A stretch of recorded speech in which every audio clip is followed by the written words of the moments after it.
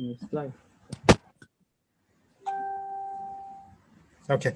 Alhamdulillah Rabbil Alameen. Salatu wassalamu ala Sayyidina Muhammad wa ala alihi wa sahbihi ajma'in. Dear brothers and sisters, assalamu alaikum wa rahmatullahi ta'ala wa barakatuh. We are here with Dr. Zahir Sahloul. A little bit before any actual conversation, inshallah, we hope and pray that this is going to be a very interesting conversation, inshallah. First, a little bit, first of all, assalamu alaikum, Dr. Zahir, how are you doing? Alaikum salam wa rahmatullahi wa barakatuh. Very good, alhamdulillah. Thank you for having me in Islamic Oasis. I just finished actually working in the hospital. So I'm still in the hospital. You're still in the hospital. It's been a long day. Yeah. You know, that would be a conversation. But before we go there, let me just introduce you to the audience here. I'm sure that many of you already know Dr. Sahloul, but just a background here. Dr. Muhammad Zahir Sahloul, founder and president of Med Global, US-based charity that provides healthcare in disaster regions and fragile states to reduce healthcare disparity. He's critical care specialist in Chicago and past president of Mass Foundation, Syrian American Medical Society. Also, he's worked with the CIOGC. He received multiple awards for his humanitarian work in many areas in the world, including a Gandhi Award for Peace in Chicagoan of the Year. Well, I didn't know about that one. So, first of all, alhamdulillah. Alhamdulillah Rabbil Alameen. What is, there's a lot to talk about, but you are in a hospital. So I heard there is another surge. What's the deal with this? Yeah, I mean, unfortunately, as you know, there is a surge already in Europe, and there is a complete lockdown in many European countries. And this is the third surge of COVID. Even in the Middle East, in Jordan, in Syria, and other places, we started to see increasing cases. Today, I was speaking with one of the physicians inside Syria, and he was telling me that all ICUs are full in Damascus and the areas around Damascus. In the US, usually we follow the surge in Europe by a few weeks. Even though that we have maybe 15% of the population vaccinated, I mean, they have immunity, but we still have 85% of the population do not have immunity from vaccination. And the new strains that are causing this third surge in Europe and the rest of the world are worse than the previous strains. The virus has mutated, so it spread faster, and it can cause more severe illness. So that's why we're expecting some type of surge. I hope that it won't be as bad as the last one. Last one was devastating here in the US, in Chicago. Yeah. I've seen many patients who died in spite of everything in Christ Hospital in St. Anthony's, a little company of Mary. These are the hospitals that my group covers. I'm a critical care specialist and lung specialist, so I deal with COVID patients who are critically ill. And we've been very busy in the last year. That was very painful year, exceptional year. As everyone knows, this is the worst pandemic that we have witnessed in our lifetime since 1920 or so.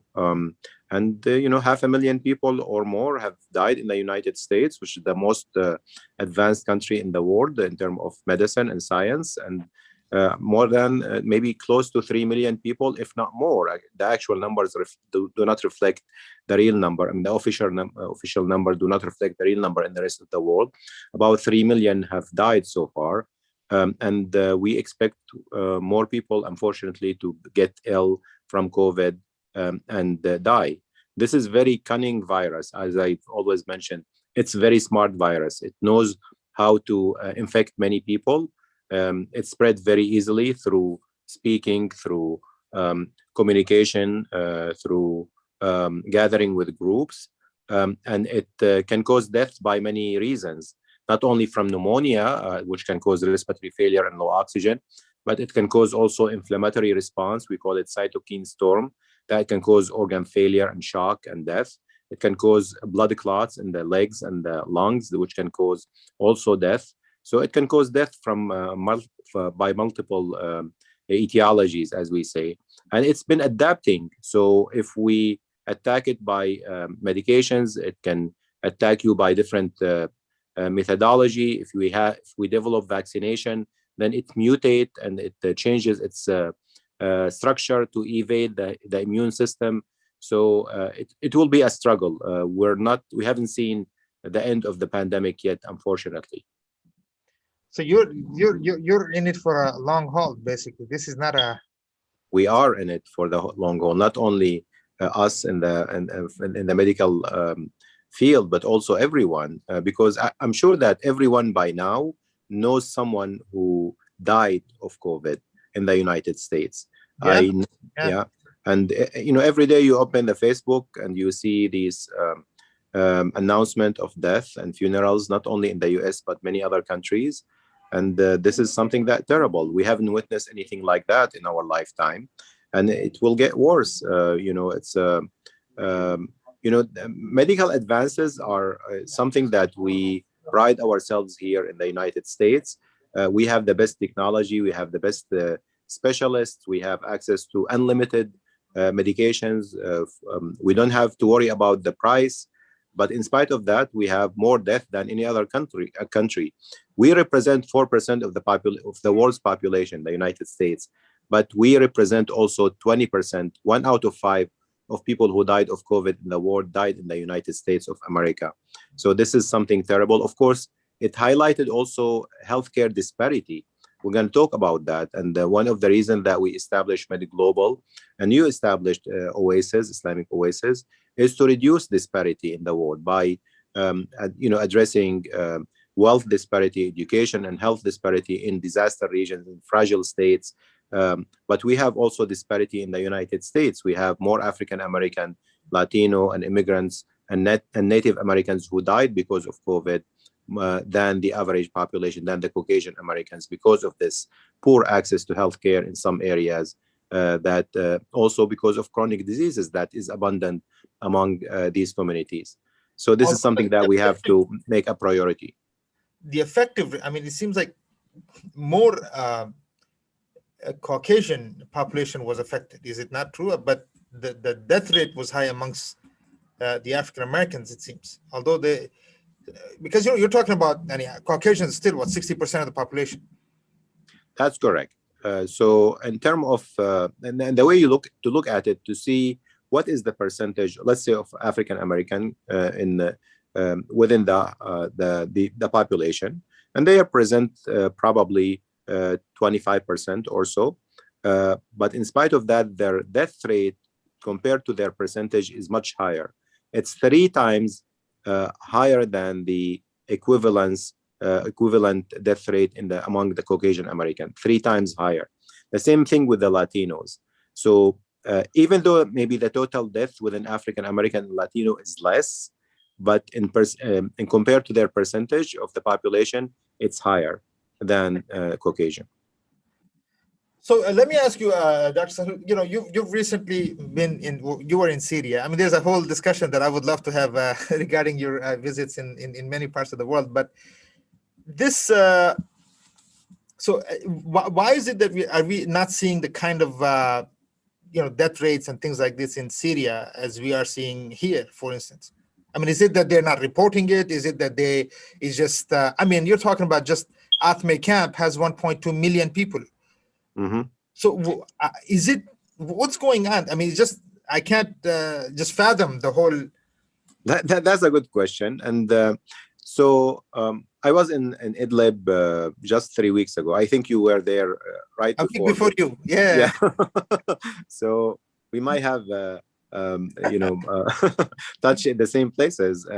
And when I was there, there were no COVID. The COVID peaked in Idlib, which is northwest of Syria, in November and December, and started to dissipate in January. And when I was there, I haven't seen any patients with COVID.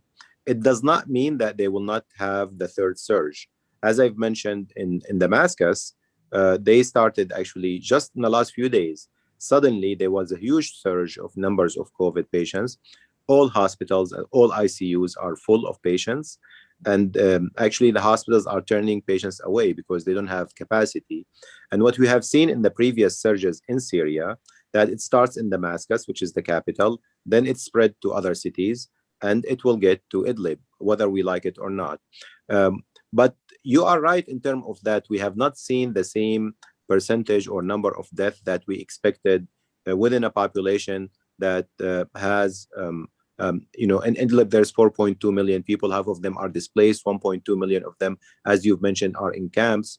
We haven't seen that number of deaths that are expected. And some of the reasons, scientific reasons for that, because there's all kind of theories, of course, that in Syria in general, and also among the Rohingya population, because the same thing That's we have amazing. seen. Yeah. They're dying more from the fires than they are from Rohingya, it seems, from Exactly. the actual virus. So as you know, as everyone knows, that patients who are older die more because of COVID. So if you compare the number of people who are above age of 65 in Idlib compared to the United States, they represent only 5% of the population in Syria and Idlib, 5%, while they represent between 15 to 20% of the population in the United States. So people are younger in general among the Rohingya, among Syria, among the Middle East in general. Young people are more than older people. That's one reason. The other reason is maybe the exposure to other coronaviruses, whether it's coronaviruses that cause the common cold.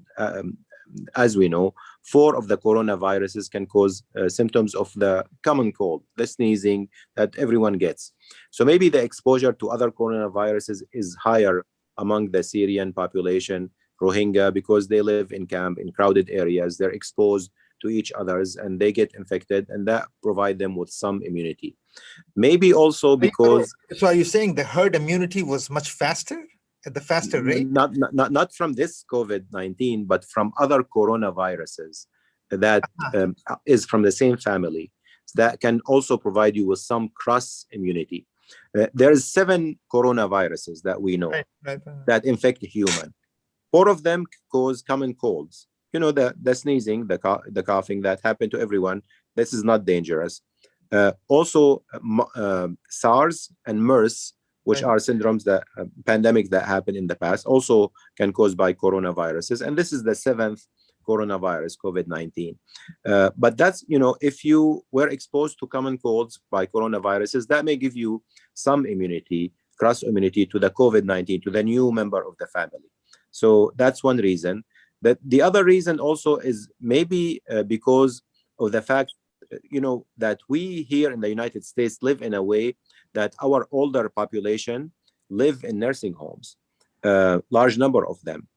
1/3 of the deaths in the United States happen among older people who live in nursing homes. 1/3. We don't have this phenomena, of course, in Syria or in the Middle East or among the Rohingya. The older people live with their extended family or, like anyone else. But even in Somalia, this was rare. I mean, I was in Somalia before I was in Syria.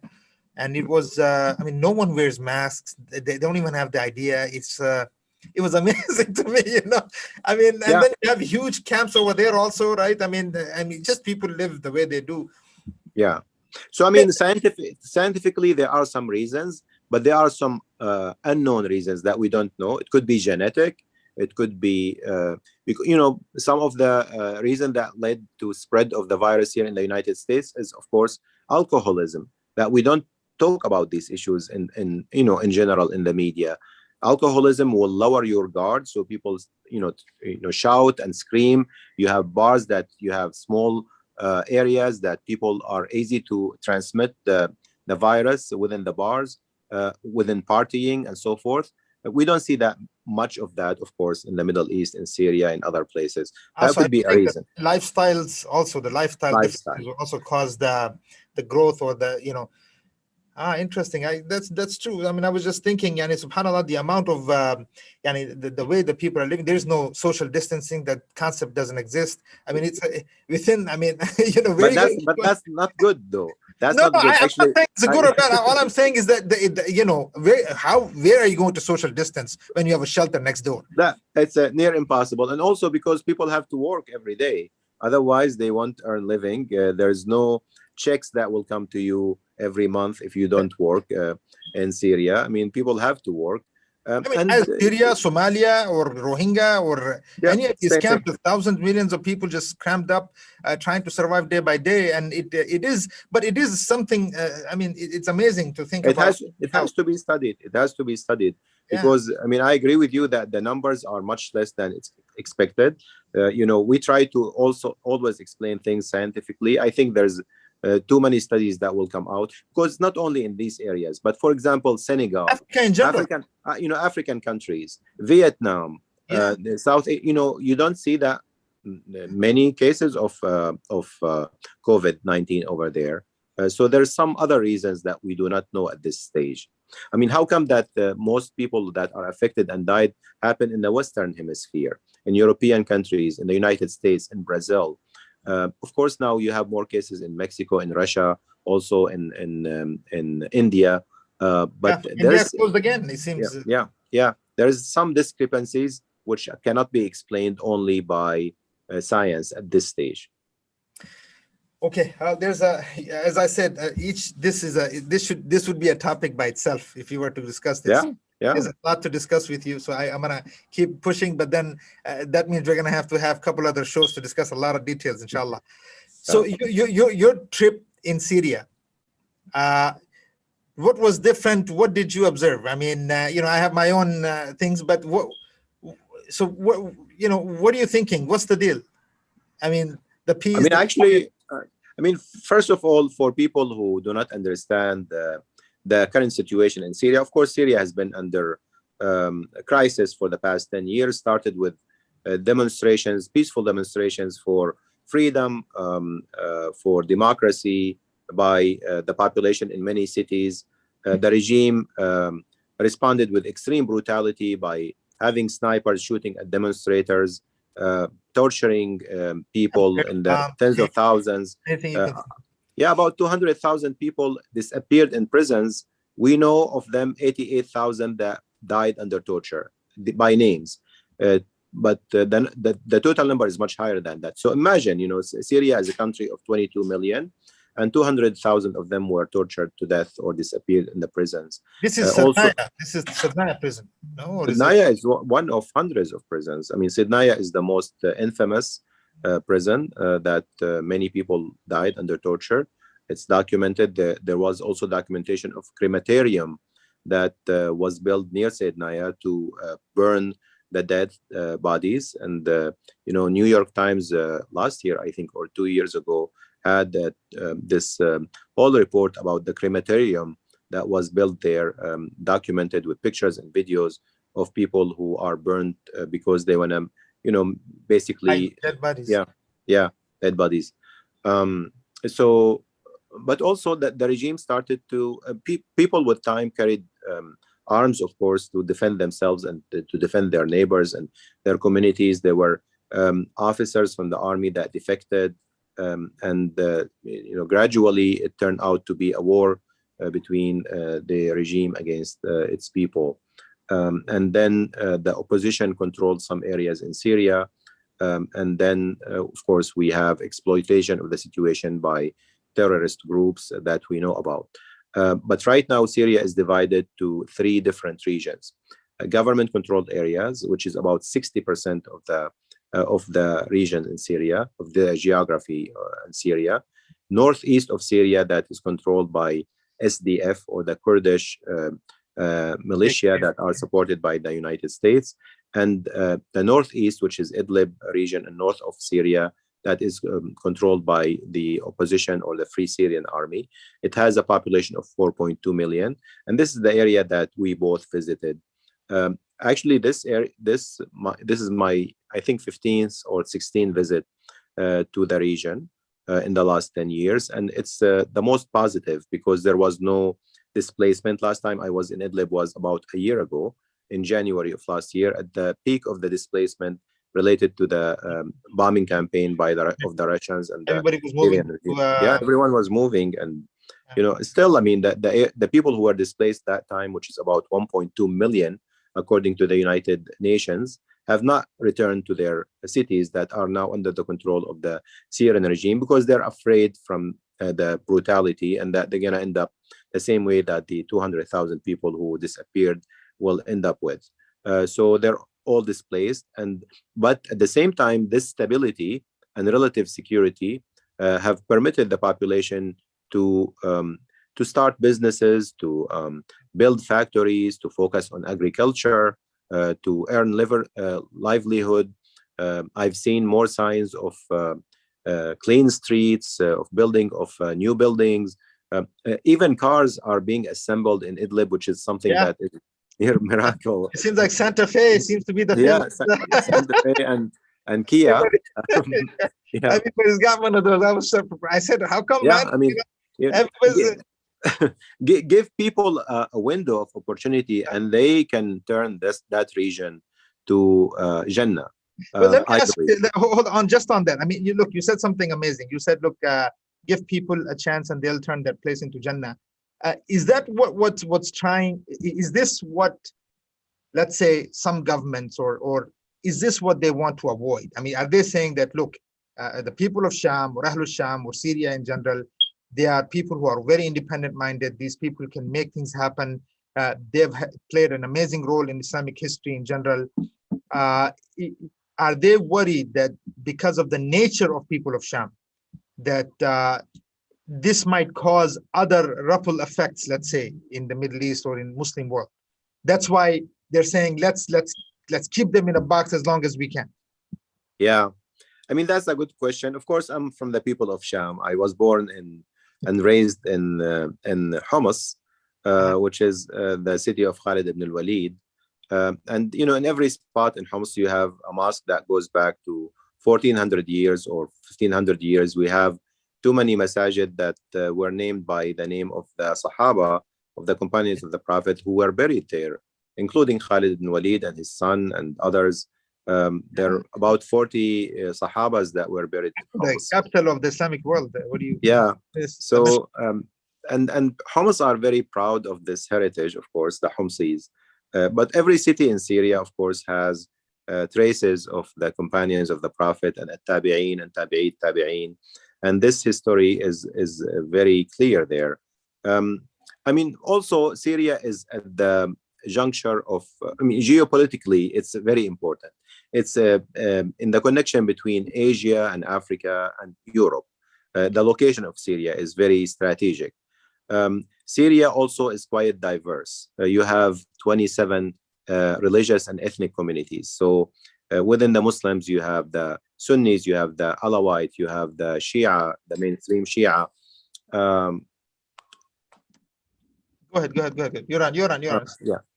Within, we have different Christian communities. We have Yazidis, we have Druze. In the ethnicities, we have the Arabs, we have the Kurds, we have the Albanians, we have the Circassians, we have the Turkoman. So many languages are spoken in Syria, including the Aramaic language, which is the language of Isa alayhi salam. There's 3 villages in Syria near Damascus that speak still until now Aramaic, which is a mother language to Arabic language. 2 of them are Muslim villages and 1 of them is Christian village. So this diversity also is very, very important. In the 1950s, after the independence from France, Syria economy was very similar to the economy of Austria. And Malaysians, Syrians remember that the Prime Minister of Malaysia, Mahathir Mohamad, visited Syria at that time, and he said that we want to learn from Syrians and how can we transform our country to similar to Syria. And of course, we know what happens in Malaysia, and it's one of the more advanced economies in the southeast of Asia. But unfortunately, when we had 1970s a military coup that led to the rule of the Assad family, Hafiz al-Assad, the father of this president, that ruled Syria for 30 years, and then his son Bashar al-Assad, who ruled Syria since year 2000, after the death of his father. Then we went backward instead of frontward, and our economy deteriorated in Syria. The education have deteriorated, healthcare have deteriorated, and then you have this 10-year of war that led to the loss, according to some of the estimates, of $1.2 trillion of GDP, $1.2 trillion. Half of Syria has been destroyed. by its own government, by the Russians, by the Iranians, by other parties that have been fighting there. We had created a mess in Syria because of this geopolitical competition within Syria. You have the Americans, you have the Europeans, you have the Israelis, you have the Iranians, you have the Turks, you have the Saudis. All of them are fighting on Syria. It could be because, as you've mentioned, if they allowed Syrians to govern themselves well with freedoms, they would have turned this area into heaven, into Jannah. Everywhere you go, you see successful Syrians in the United States and in Europe. They are now, I mean, I believe that this in Idlib is a success story. You know, I mean, what I witnessed. Idlib really surprised me. I mean, Idlib really surprised me. I was, I stayed in Aleppo area, in Mare, all those. I was there for 3-4 days, and still you don't feel. You actually feel that the war is going on more than you even feel sometimes in Idlib. I mean, Idlib, they seemed to be some type of organization. There was, it seemed like, you didn't have to worry that somebody will kidnap you, or, it was, so which really, it was, so, but what do you see with that? I mean, you're worried that with that comes also some other tribulation, because the model now that is created in northwest of Syria, and I visited all areas that are, in the north of Syria, you have Turkish administrated region from Jarablus westward until you reach Idlib. And then you have Idlib province that is controlled by a different party. And there is some differences. Definitely there is more rule of law within Idlib province compared to Turkish administrated area. But the economic engine is working in both areas. I've seen many projects and factories, also restaurants with very good food in Ifrin, in Sarmada, in Azaz, which is in Al-Bab, which is Turkish administrated areas, and also in Idlib province. The regime will not allow this to happen. The Russians will not allow this to be sustained, because the regime is claiming that these are terrorists who are in Idlib. But actually, when you go there, you see women and children and men who are going to their life, who are building the economy. Did you go to Disneyland? I went to Disneyland. Okay, I wish that. People, I thought they were joking. I really thought they were joking. They said, no, you got to go to Disneyland. So I was like, are you serious? And we go to this area. It's called Disneyland. It's got all this stuff for kids. And then there's the KFC. I was just... and McDonald's. You see McDonald's. So more students are going to school. More young people are going to universities than before. More signs of vibrant civic life. Idlib University, it seems.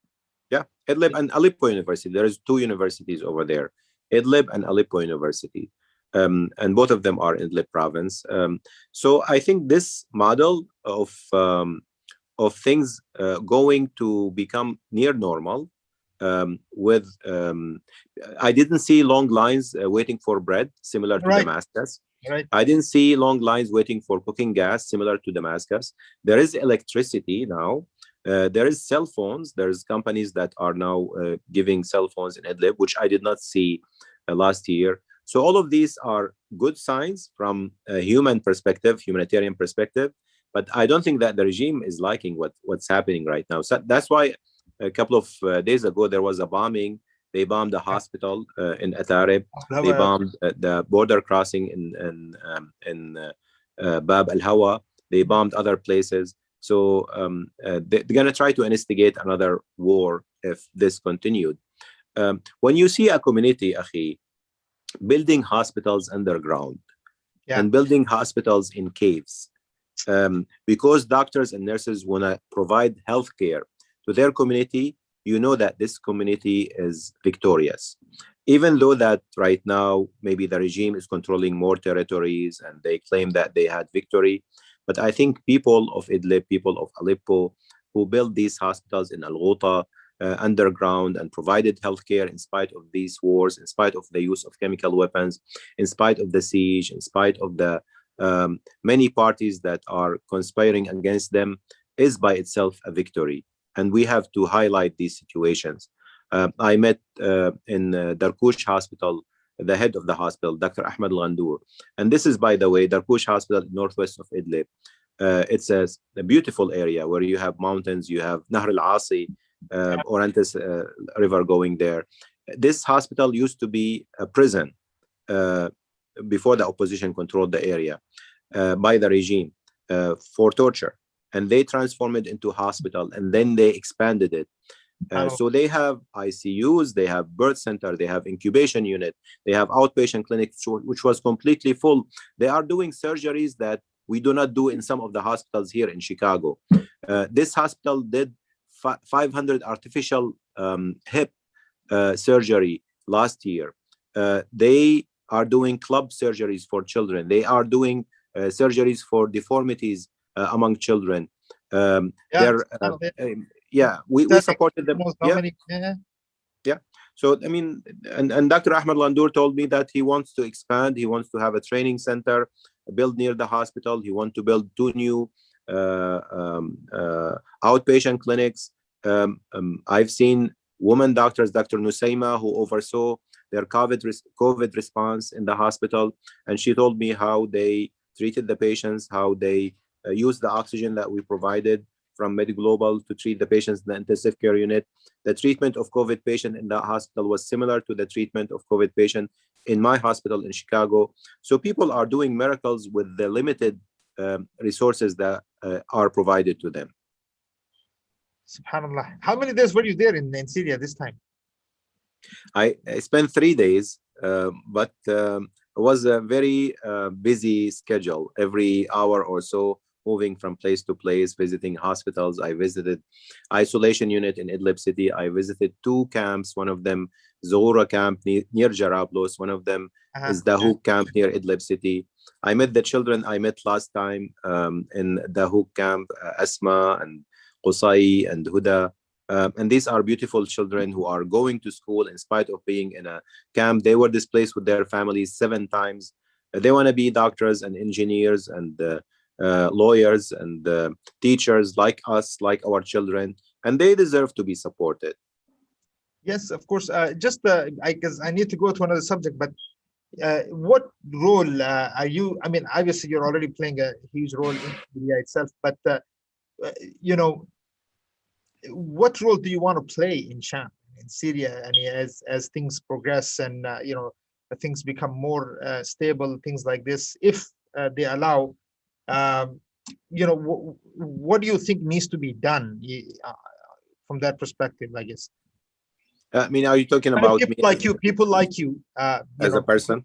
As a person, people, as a doctor, as someone who's well educated. I mean, you know, let's say schools like, you know, Idlib University, for instance. You know, they were asking me that obviously they need educated people who are in the West to come and teach in that area, to come and support and to come and give their expertise in the universities. I wasn't able to visit Aleppo University, but Idlib surprised the heck out of me. I mean, it was shocking to see that even they still get hit by missiles and this and that, and they continue on studying. And what role do you think that, as an, let's say, also an educator, that you could play, or people who are in those positions should play? I think the most important role is, first of all, to pay attention and be the voice of the people in Syria. And I think this is the responsibility of every one of us who visited these areas and kind of talked with people and witnessed what's happening over there. So to come back to tell the community that I've seen this and that, and people will respond to your call. To be the voice of the people of Syria and Gaza and Lebanon and Bangladesh and Yemen in the United States. And secondly is to give back to the, you know, for myself, to the community that made me who I am at this point. I mean, I did my medical school in Syria, and I would not be a successful physician in Chicago without the support of the Syrian people. So I have to give back. I've been doing teaching and training. Yesterday, we had training on COVID management in Idlib through Zoom, through the same platform that we are using right now. And we have 100 doctors and nurses who attended the training, and I gave a lecture about how to deal with patients who have low oxygen in COVID patients who have low oxygen. How do you use mechanical ventilation? What medications you use and things like that. It was well attended. And this year also I'm going to be start teaching in the medical school in Idlib city. Oh, So so that's also through Zoom. Is that through the Idlib University or? Through Idlib University and Aleppo University, two universities. Yeah. Dr.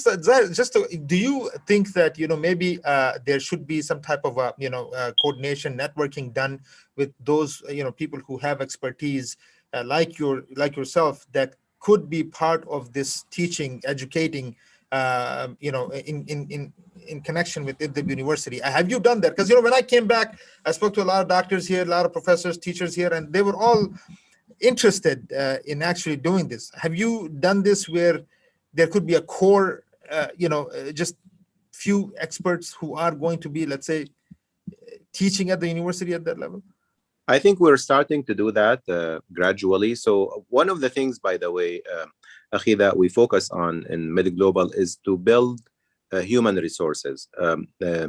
Because if you build resilience within the local communities in Yemen, in Gaza, in Sudan, in Bangladesh, in Colombia, other places, in Syria, then you don't have to go back and forth. People know, people know what they need, and you can provide them with simple things, especially education and training, so they can serve their community and they can build better than what we can build. You can provide them with simple technology that they can use better than what we use.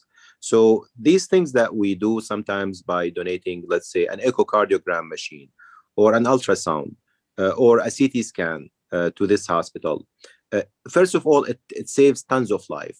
It keep people, prevent people from displacement, because people told me that we can tolerate bombs, but if there's no doctors in town, we leave. And I've seen it over. Why is this? So many people told me that. So many doctors tell me that. Why is that, Sheikh? Why? I mean, they can tolerate bombs. It's so true. They say you'll tolerate it, but then if there's no hospital or clinic, I mean, they don't like to be there. Well, I mean, put yourself in their shoes, Akhi, and let's say that you have a family and you have children, and you have a wife who may become pregnant, and there is no doctor in town or hospital in town. Would you stay or would you leave? Of course you would leave. If your kids are sick and there's no physician or nurse who can take care of them, giving them antibiotics, check their temperature, and so forth, you're going to leave. If there's no surgeon in town, you're going to leave. So hospitals are places that provide normalcy to people, like schools, like markets. These are called civilian infrastructures. And what we have seen within the Syrian crisis, and the regime is very cunning, and the Russians, what do they do first? Yeah, they're bombing those areas first. They bomb hospitals. Yeah. They bombed 580 hospitals in Syria. 580. Sometimes you hear in the war, Israel war on Gaza, they bombed one hospital and the whole world, raised their voices that you're bombing this one. It's wrong, of course. It's unethical. It's illegal, because hospitals, doctors, ambulances, nurses are protected by international humanitarian law, even if you are treating injured enemy soldiers. Yeah, enemy.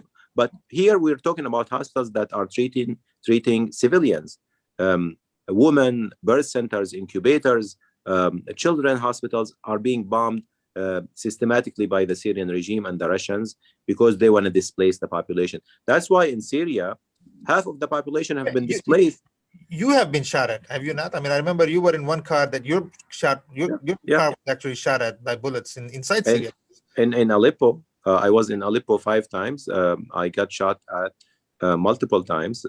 Alhamdulillah. There's a joke that when we used to ride in the van in Syria, we used to kind of figure out which area that most likely going to get the sniper shooting at you, so you can ride in the opposite direction, because it depends on where's the direction of the snipers. I was one time I wanted to work in a hospital called Al Zarzour Hospital in Aleppo, and I was ready in the morning, and then they called me and they said, don't come because we were bombed. I said, okay, I'm gonna come to help in the evacuation. They said, usually there is a second bomb. They call it double tap. So Right. the regime throws a barrel bomb, destroy a hospital. Then when people gather to help, they throw another bomb. So I waited until late in the afternoon. I went there, and this is, I've never seen something like that. You have a hospital that is completely empty after it was evacuated. There were several patients who were injured. The doctor, the leading doctor, Dr. Al Hariri, was there trying to salvage some medical supplies because he want to use it because they have very limited supplies. And the glasses were shattered. The roof of the hospital was destroyed with the barrel bomb. I went there. It's like you are going to these horror movies. But it happened frequently in Aleppo at that time. The regime was throwing 20 to 30 barrel bombs every day on hospitals, on buildings, on schools. And that's why we have, displacement of 12 million people in Syria. 6 million of them are refugees. When we saw those crowds of Syrians, going through the Mediterranean on these boats, rubber boats, many of them have drowned in the Mediterranean, going this small trip from Turkey to Greece. And then you see them walking in the tens of thousands. They're fleeing terror that happened every day. And we were not aware of that here in the United States, right? We saw some of the pictures. We saw some of the video, that child, Aylan, who died, and the other child who was in the back of the ambulance. But other than that, and maybe some videos on social media, we were not aware of the horror that people lived day after day and minute after minute. And many of them were forced to flee and start a new life in very different countries, and they did not want to do that. I mean, they were forced to do that. I mean, do you think that the let's say the people in the United States, or even let's say even the Muslims, do you think they're even till now aware of the horror that you and I saw? I mean, there's ways that there's things that we just cannot describe. Yeah. What how do we even how do you explain that? I mean, what you're talking about, the destruction of the hospitals. We saw so many of those hospitals destroyed like that. At marketplaces, I remember Aleppo market I was there a day. The next day it was bombed to pieces. Masajid were bombed. Schools were bombed. I mean, the first time I entered Syria, I went to Mare, the first school. I mean, it was like a welcoming for with bombing of a school. So how do you, explain what has happened there to the people here? Other than, I mean, conversations like this, but which are not enough, but. So I mean, I mean, I usually cry when I try to describe what I have witnessed. And there are certain things that you can, tell people, and there are certain things that you cannot tell them. And sometimes, people think that you are self-serving by speaking about what happened to your countrymen. I feel in general that within the Muslim community that there were apathy towards what happened in Syria. Until now, I speak with people about, the displacement, the bombing, the barrel bombs, the siege, the children who died because of malnutrition and the chemical weapons. And then I don't see the response that you expected to from among people. You'll find people think, is this real? Does this really happen? I mean, Yeah. how many times you probably got questioned, did people really get barrel bombed? I mean, is this true? I mean, people talk about, the skepticism, the conspiracy, people say, well, this is conspiracy. Okay, even if it's conspiracy, but it happened to 12 million people, people died under barrel bombs. You should sympathize. You should reflect sympathy. I think as a community, we do not reflect the empathy that we should reflect. Something that this is learned in medical school and in medicine, that even if you do not sympathize with the patient, but you have to empathize. That means you have to show some emotion. You have to, if they told you that I am in pain, don't laugh. Don't tell him, oh, your pain is nothing, So, or don't tell him that, oh, this probably nothing, gonna go away by itself.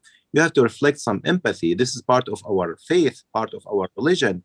That's why the Prophet Muhammad, peace be upon him, he was loved by his companions because he always reflected empathy to the old, to the sick, to the oppressed, to the slaves, and so forth. And we have to show that not only by donating. I mean, and people were very generous. I mean, I can tell you that some of the most generous people to the Syrians were people from the Muslim community, from also the Syrian American community, and so forth. But it's not enough to donate. You have to reflect empathy also. You have to talk about these issues within the masajid. Some of the masajids were very reluctant to talk about what happened in Syria. Yeah, for some reason, which I cannot understand. These are Muslims who are being killed. These are Muslim children and civilians and women who are being displaced. Bombing hospitals is not right, whether you are Muslim or Christian or Jew. I've received calls from rabbis I've known in Chicago, more than imams, telling me that we pray for the people. I believe you. Yeah. I mean, sometimes they're even more aware than we are. Yeah. So we have some way to go, I think, as a community, but Allah subhanahu wa ta'ala, I think, knows best, and maybe this is a tribulation that we have to go through as a community so we can be better. Yeah. So again, you're probably, I'm going to take you to another direction now. So, actually, before we go there, a lot of youth, they ask me, how do you get involved in this work, right? How do you, how do you establish this type of network? How do you, I mean, I learned from you, as I said, the first time, even the opportunity to go to Syria was, alhamdulillah, and being in contact with you. This conversation is long delayed, but so you put me in a direction that said, okay, let's do this. You didn't get scared. You didn't tell me, no, yeah, you're not coming anywhere. You're not, look at the way you look. None of that. It was like, no, okay, let's set it up. Let's figure out a way. And you got me in Aleppo. So for those who want to work, who want to support, who might be doctors, who might be thinking, hey, I'm a student. I want to be able to use my skills also one day, also help the way you guys are. What, what advice, let's say, you have as a doctor and also someone who knows how to, get work done in this specific war zones? I mean, these are not vocation places. Yeah, I think the first thing is what you had, which is to make the intention to help. If you make the intention to help any people, whether it's in Gaza or Yemen or Syria or Bangladesh, I believe that Allah subhanahu wa ta'ala will open doors for you to help. And it doesn't have to be that you go physically there and put your life at risk. And, frankly, for myself, I feel very safe in Syria, safer in Syria and Yemen and Gaza than in Chicago, in some areas of Chicago. So very safe, no matter what's happening there. But of course, I would not enforce that on other people. So you can, make the intention that you want to help these people who are ignored, who are marginalized, who people turn away from them, and so forth. And because this is your duty. The essence of Islam, and I always say that, I mean, everyone reads the أرأيت الذي يكذب بالدين فذلك الذي يدعو اليتيم ولا يحض على طعام المسكين فويل للمصلين الذين هم عن صلاتهم ساهون الذين هم يراءون يمنعون الماعون. So this ayah describes those who pray, but their prayer is nullified because they have mura'a. That means they do not reflect the prayer in their behavior. ويمنعون الماعون. It explains it that you prevent help others from people who need the help. So this is the essence of prayer. You don't have to memorize the whole Quran. You can memorize only a few ayahs and implement them, and that's the essence of Islam. Islam was revolutionary, and the Prophet was persecuted not because he prayed, but because he asked for things that we're asking for right now, is to help the needy, to help the oppressed, to try to reduce disparity, to make justice and a priority in the world. So this is the essence of every faith. So make that intention. Learn about what does prayer and fasting and zakah means really, because fasting does not mean only making yourself hungry and thirsty. It makes you also empathize with the people who are hungry and thirsty because they don't have access to food and water, which is in many areas in the world. And then Allah subhanahu wa ta'ala will open the door for you. So you can donate. you can educate yourself about what's going on to the Rohingya, to the Uyghurs, to the Somalis, to the Yemenis, to the Syrians, and to the Palestinians. You can educate yourself about which organization that I can support who are providing help in these areas that are forgotten, whether it's Islamic Oasis or Med Global or others. And if you have a skill that you can provide, you're a physician or a nurse or a businessman or an engineer, and you can provide your skill online, and nowadays everything is available online. This pandemic have transformed the way that we do business within the NGO communities. The whole So communication process has changed. yeah, more communication. I mean, you can do things on Zoom right now that you never imagined that you can do before.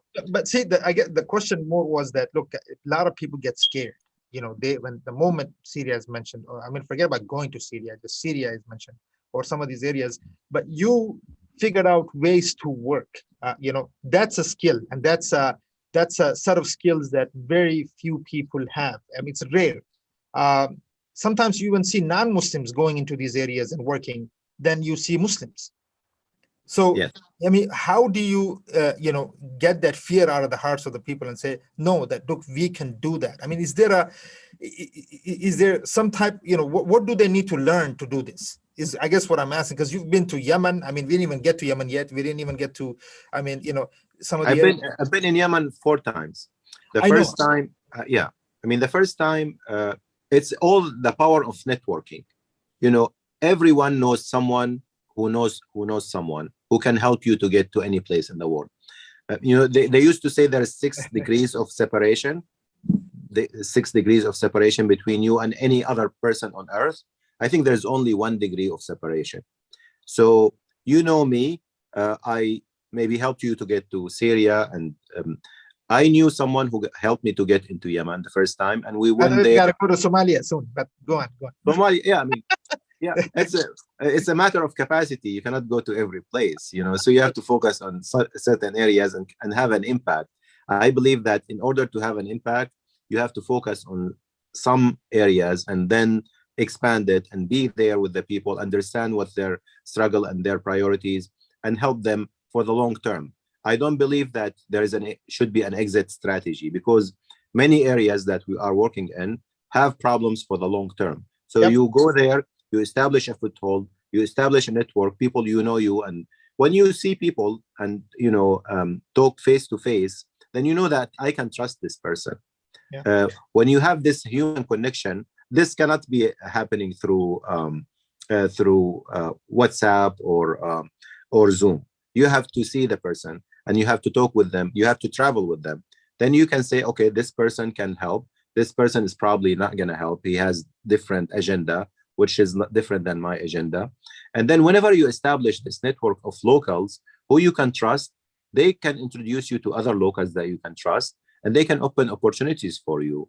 And it's very important not to go to areas of war or disasters blinded. I mean, you have to know where you're going. You have to know in advance that, I can trust this person who are going to be waiting for me at the border and taking me from place to place. Otherwise, you're going to end up kidnapped or a victim of your own doing.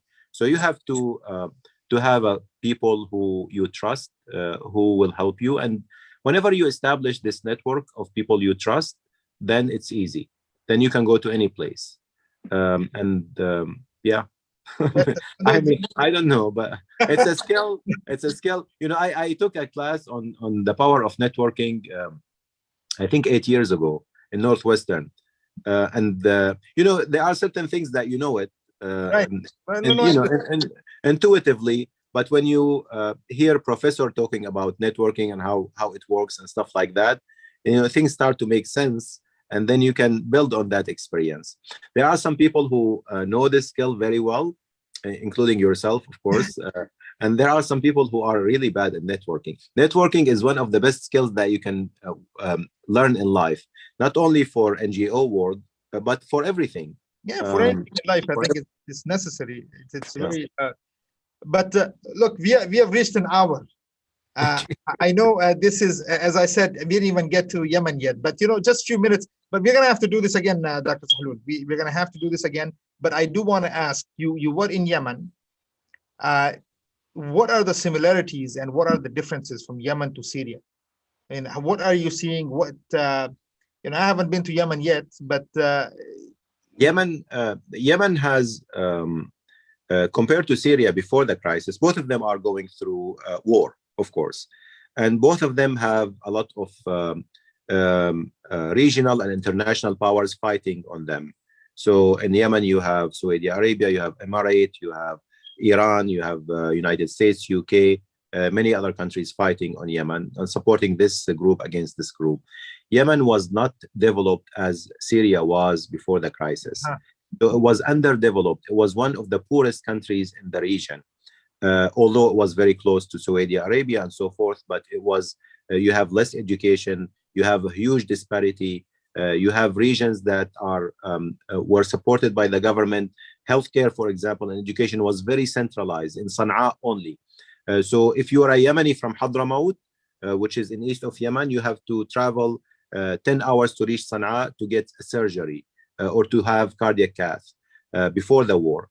And the best universities were in Sana'a, the best educational places in Sana'a, hospitals, tertiary centers only in Sana'a.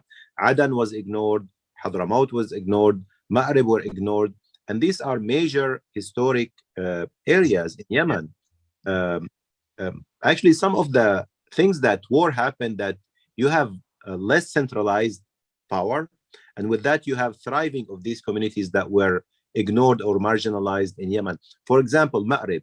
Of course, we all know the history of Ma'rib. Ma'rib is one of the oldest civilization, where Balqis, Queen Sheba, was there. And I went there twice, and I saw the ruins of Queen Sheba.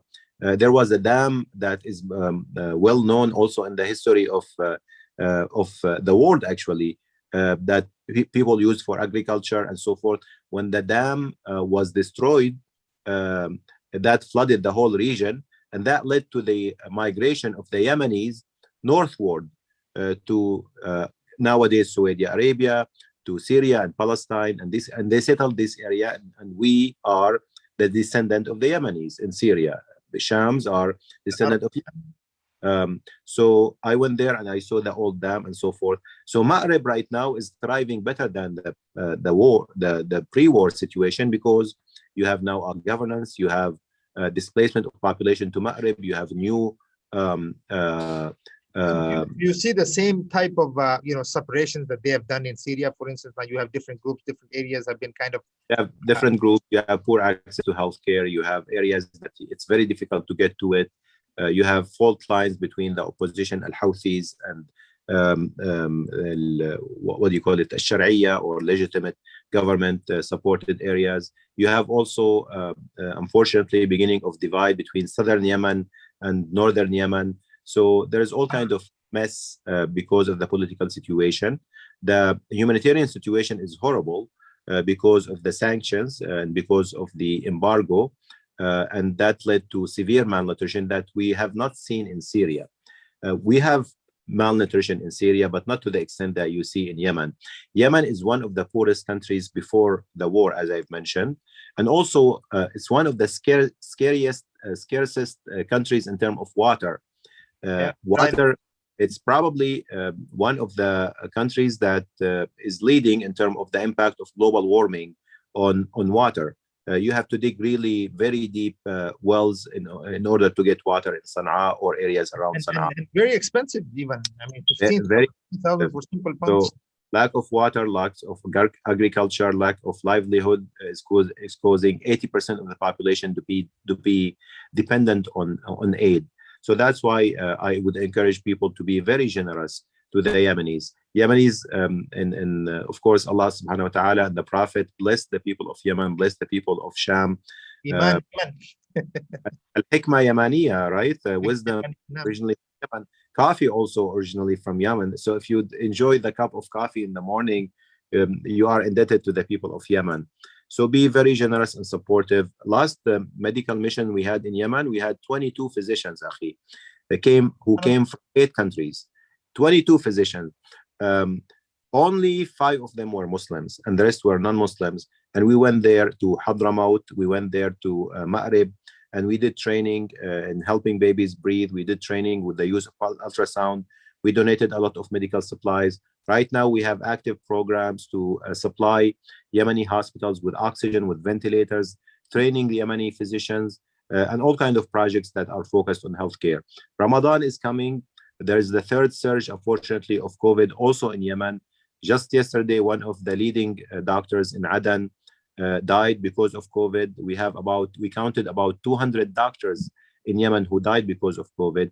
And when you have a physician who died with COVID, that in country like Yemen, who has shortage of healthcare provider, that means the impact will be 10 times the impact in the United States. So help the people of Yemen, they are in much need.